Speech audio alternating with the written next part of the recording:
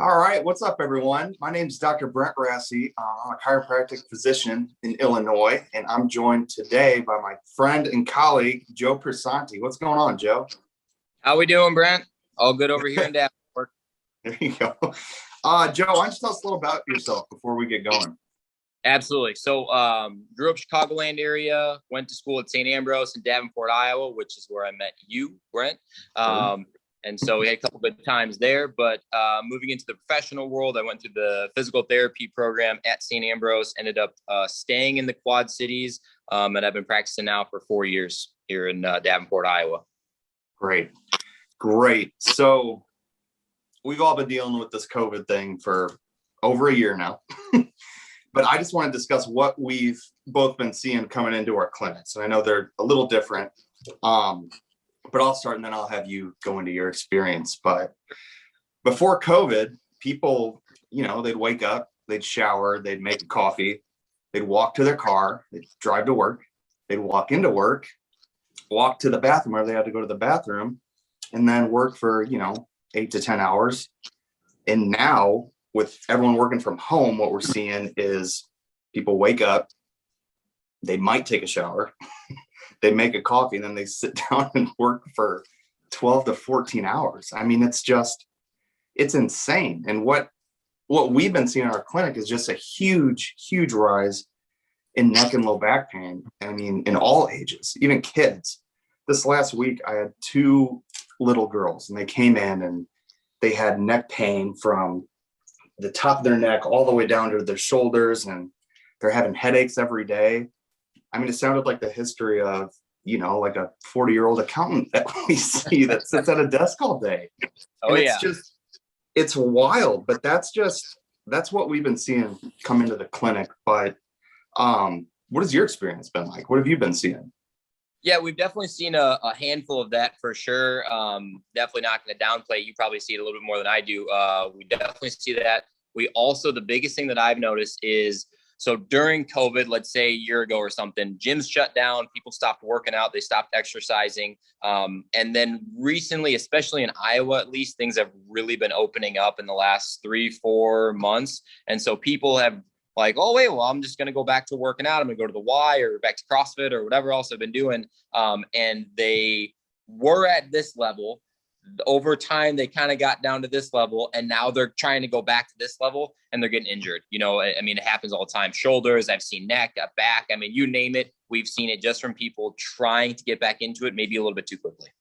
Yeah, it's insane. But I think we can both agree on that we've been seeing an alarming rise in 2 syndromes, and that's upper cross and that's lower cross syndrome.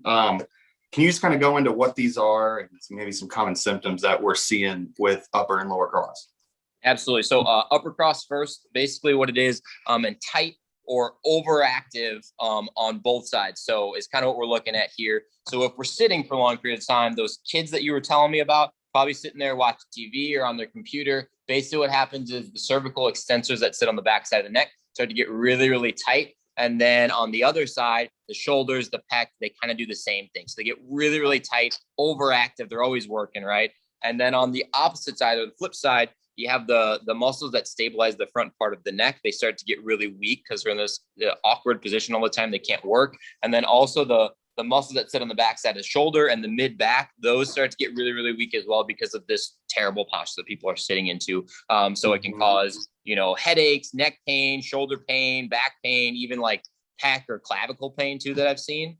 And then, we'll talk about maybe an exercise or two for those specifically here in a second, but switching over to lower cross syndrome, basically what's happened is just like I am right now, sitting, all day long, like I said, 10, 12 hours a day. Hip flexors that sit in the front, they start to get really tight. And then same thing with like the lumbar extensors or the paraspinal muscles that sit kind of into the low back and through here. They're just starting to get really tight in that position. And then on the flip side, of course, there's tight muscles that are overactive and there's weak muscles. So the abs and the glutes are the big ones. Glutes are just getting weak. They're turned off. People aren't walking around. They're sitting all day long.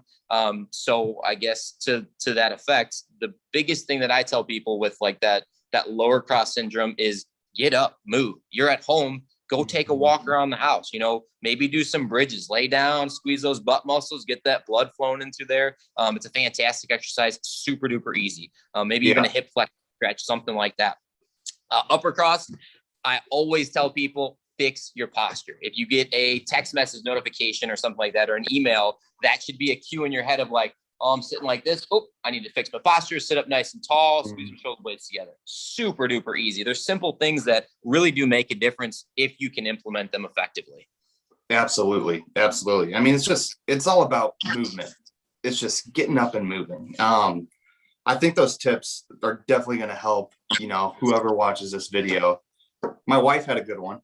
She's an accountant and she's sitting and she's working all day, but her tip was fill up a glass of water, drink the water, and whenever it's empty, get up, walk, and fill it up. I mean, it's little things like that just, I think you and I will agree, will make a huge difference. And hopefully just we start seeing less of this, and, we can give some people some good tips on relieving or preventing those pains. Well, I said it before, and I'll probably say it again, but Megan is very, very smart. So I keep listening to her for sure. So that's a great tip. Too.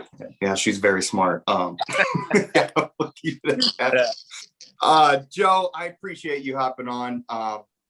We hope this video helps. If you have any questions at all, feel free to reach out to both of us. I'll tag Joe's information down below and put mine there too. But guys, we hope this helps.